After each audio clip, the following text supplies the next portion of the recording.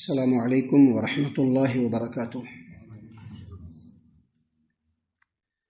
اعوذ باللہ من الشیطان الرجیم، بسم اللہ الرحمن الرحیم۔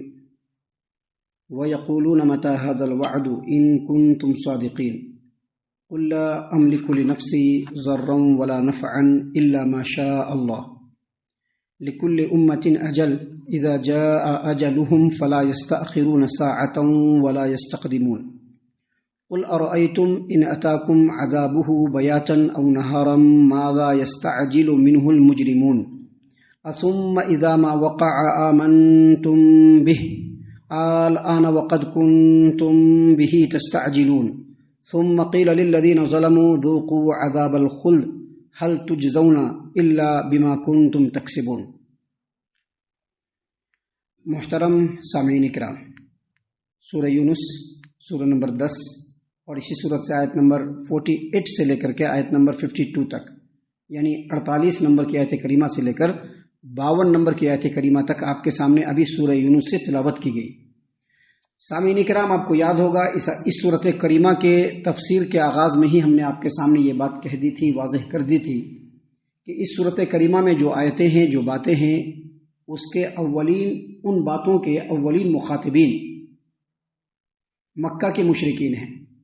حالانکہ جو باتیں ہیں اور ان کے اندر جو چیز بیان کی گئی ہے، اگر کوئی اس کا مصداق ہوگا تو یقیناً وہ بھی اس میں شامل ہوگا، لیکن ان باتوں کے جو اولین مخاطبین ہیں وہ مشرکین مکہ ہیں۔ دیکھیے اللہ تبارک و تعالیٰ نے یہاں پر فرمایا ہے وَيَقُولُونَ مَتَى هَذَا الْوَعْدُ إِن كُنتُمْ صَادِقِينَ، اور وہ مشرکین اے محمد صلی اللہ علیہ وسلم آپ سے یہ بھی پوچھتے ہیں کہ یہ وعدہ کب پورا ہوگا، اگر تم سچے ہو تو یہ وعدہ کب پورا ہوگا۔ اللہ تبارک و تعالیٰ نے محمد عربی صلی اللہ علیہ وسلم کو مخاطب کرتے ہوئے فرمایا قل، اے محمد صلی اللہ علیہ وسلم آپ کہہ دیجئے لا املک لنفسی ضرا ولا نفعا الا ما شاء اللہ، آپ کہہ دیجئے کہ میں تو اپنے بھی نقصان اور نفع کا مالک نہیں ہوں الا ما شاء اللہ، مگر جتنا اللہ چاہے۔ اور یہ بھی کہہ دیجئے کہ لکل امت اجل، ہر امت کے لیے ایک مدت مقرر ہے مہلت کی، اذا جاء اجلهم، جب مہلت کی مدت پوری ہو جاتی ہے اور مدت آ جائے، فلا یستأخرون ساعۃ ولا یستقدمون، تو ایک لمحے کے لیے بھی نہ آگے ہو سکتا ہے نہ پیچھے ہو سکتا ہے، ٹل نہیں سکتا ہے۔ سامعین کرام، یہ جو مشرکین مکہ تھے ان کو اللہ تبارک و تعالیٰ کی طرف سے، محمد عربی صلی اللہ علیہ وسلم کی طرف سے یہ الٹیمیٹم دیا گیا تھا کہ اگر تم لوگ محمد عربی صلی اللہ علیہ وسلم کی دعوت کو قبول نہیں کرو گے، اللہ تبارک و تعالیٰ کی آیتوں کو اگر جھٹلاؤ گے، تو پھر یہ جو اللہ کے رسول صلی اللہ علیہ وسلم اور ان کے ساتھی ہیں، ان کو اللہ تبارک و تعالیٰ ضرور سر بلند کرے گا، اسلام کا بول بالا ہوگا، اور اللہ تبارک و تعالیٰ کی آیتوں کو جھٹلانے کے بدلے اللہ تبارک و تعالیٰ کی طرف سے تم لوگوں کو عذاب سے بھی دوچار ہونا پڑے گا۔ اب یہ جو مشرکین مکہ تھے، ان کو ایسا لگنے لگا کہ یہ مٹھی بھر بے سر و سامان، بالکل غریب مسکین جو مسلمان ہیں، اللہ تبارک و تعالیٰ ان کو، یہ لوگ کیسے جو ہے سر بلند ہو پائیں گے، کیسے غالب آ پائیں گے؟ ایسا ہو نہیں سکتا، یہ لوگ کبھی بھی غالب نہیں آ سکتے۔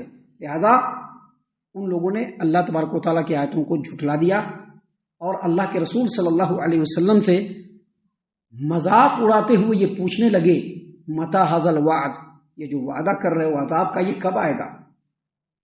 اللہ تبارک و تعالیٰ نے یہاں پر اس بات کا، مشرکین کے اس مذاق کا دو طریقے سے جواب دیا ہے، اور اس کے علاوہ بھی جواب دیا ہے۔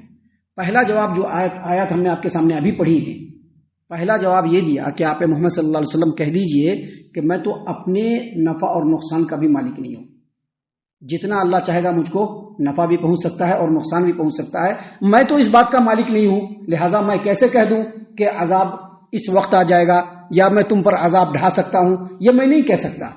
یہ پہلا جواب۔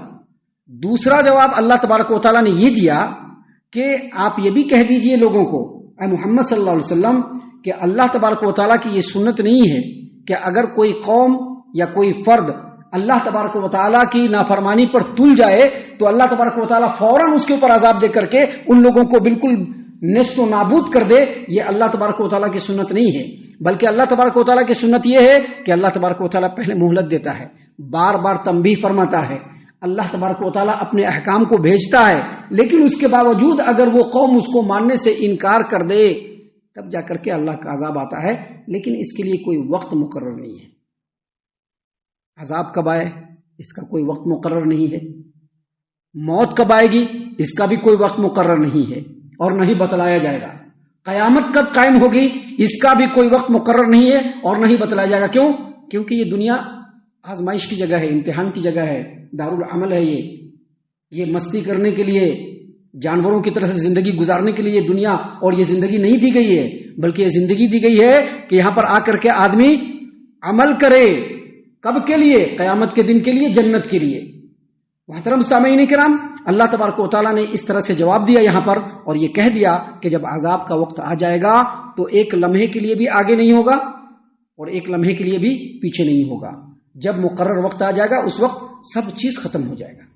اس کے بعد اللہ تبارک و تعالیٰ نے محمد عربی صلی اللہ علیہ وسلم کو مخاطب کرتے ہوئے پھر کہا کہ قل، اے محمد صلی اللہ علیہ وسلم آپ کہہ دیجئے، ارأیتم ان اتاکم عذابہ بیاتا او نہارا ماذا یستعجل منہ المجرمون. محمد صلی اللہ علیہ وسلم آپ لوگوں کو کہیے کہ بھلا سوچو اور خیال کرو کہ ان اتاکم عذابہ بیاتا او نہارا، رات کے وقت میں عذاب آ جائے یا دن کے وقت میں عذاب آ جائے تو کتنی کیسی بات ہو جائے گی. سوچو، ذرا سوچو. ماذا یستعجل منہ المجرمون، کیسے مجرمین اس عذاب کے جلدی آنے کا جو ہے ہلہ مچا رہے ہیں کہ جلدی سے عذاب آ جائے.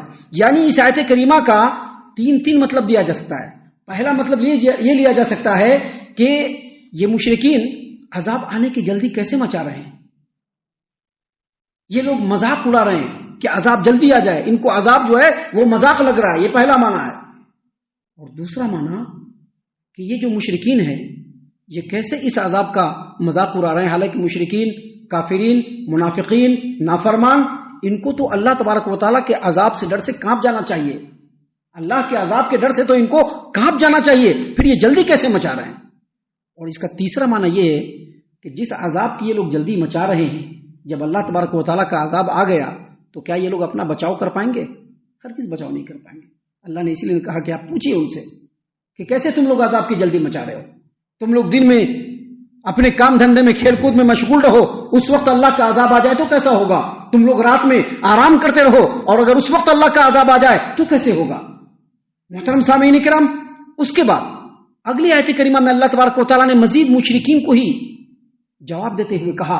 اللہ تبارک و تعالیٰ نے فرمایا اثم اذا ما وقع آمنتم به الآن وقد کنتم به تستعجلون. کیا پھر جب عذاب واقع ہو جائے گا تو تم کیا ایمان لے آؤ گے؟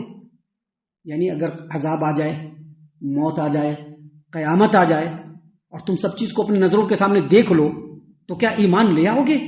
ایمان لے آؤ گے؟ اللہ تبارک و تعالیٰ نے فرمایا کہ اثم اذا ما وقع آمنتم به، کیا پھر جب عذاب واقع ہو جائے، آمنتم به، تم لوگ ایمان لے آؤ گے؟ الآن وقد کنتم به تستعجلون، جب عذاب آ جائے گا، جب عذاب آ جائے گا تو اس وقت کہا جائے گا کہ اب یقین آیا، اب ایمان لاتے ہو.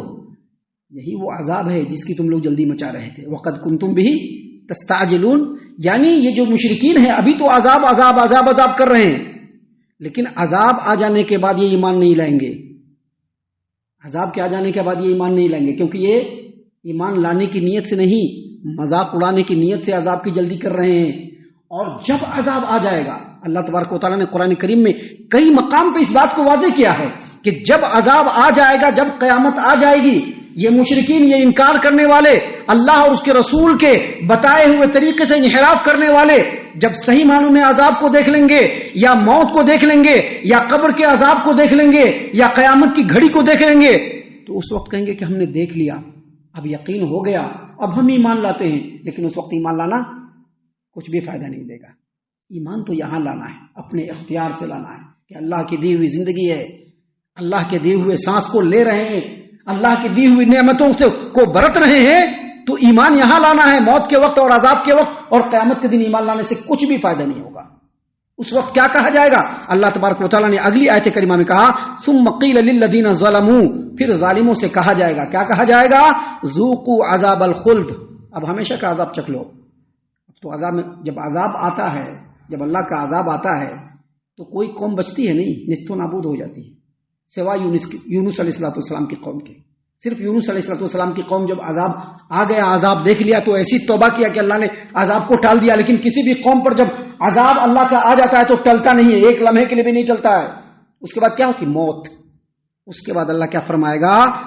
اللہ فرماتے ہیں ثم قیل للذین ظلموا، پھر ظالموں سے کہا جائے گا ذوقوا عذاب الخلد، ہمیشگی کے عذاب کا اب مزہ چکھو۔ اب تم لوگوں کو ہمیشگی کے عذاب کا مزہ چکھنا ہوگا۔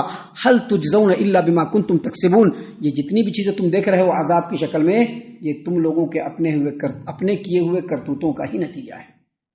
سامعین اکرام، ابھی سورۃ کریمہ میں اور بھی بہت ساری نصیحت کی باتیں ہیں جو اگرچہ کفار مشرکین کو کہا گیا ہے، لیکن اس میں ہمارے لیے بھی بڑی نصیحتیں ہیں، کیونکہ ہم لوگ بھی اگرچہ مسلمان ہیں، مسلمان ہونے کا دعویٰ کرتے ہیں، لیکن اس کے باوجود ہمارے اندر بھی بہت ساری نافرمانیاں ہیں، بہت ساری نافرمانیاں ہیں، قدم قدم پہ نافرمانیاں ہیں۔ قیامت کے تعلق سے جو ہمارا یقین ہے مضبوط نہیں ہے، عملی اعتبار سے ہم بالکل مضبوط نہیں ہیں، لہذا اگلی جو آیتیں آ رہی ہیں اس سورۃ کریمہ کی، اس میں بھی بہت ساری نصیحتیں اللہ تبارک و تعالیٰ کی طرف سے ہیں، جس کو انشاءاللہ آنے والے وقتوں پہ ہم آپ کے سامنے بیان کرنے والے ہیں۔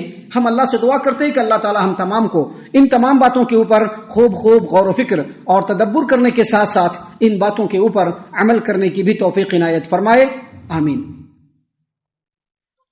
اللہ تعالی ہم تمام کو صحیح معنوں میں پکا سچا مومن مسلمان بنائے، اللہ اور اس کے رسول صلی اللہ علیہ وسلم کی اطاعت و فرما برداری کرنے والا بنائے، صحابہ کرام رضی اللہ عنہم کے طریقے پر چلنے والا بنائے، جنت الفردوس میں جگہ عطا فرمائے۔ اے اللہ ہم تمام کو جہنم سے پناہ دے، اے رب العالمین ہم تمام کو جہنم سے پناہ دے، اے مالک الملک ہم تمام کو جہنم سے پناہ دے، آمین یا رب العالمین۔ وما علینا الا البلاغ المبین۔